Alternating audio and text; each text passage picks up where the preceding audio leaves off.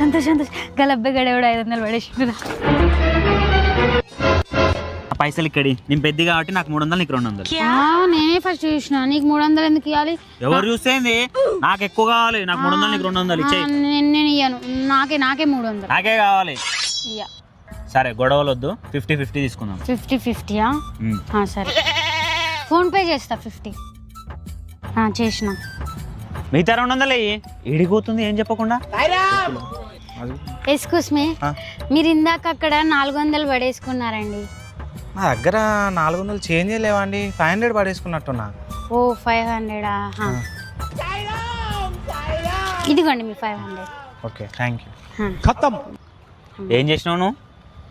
నువ్వే కదా 50-50 అన్నావు.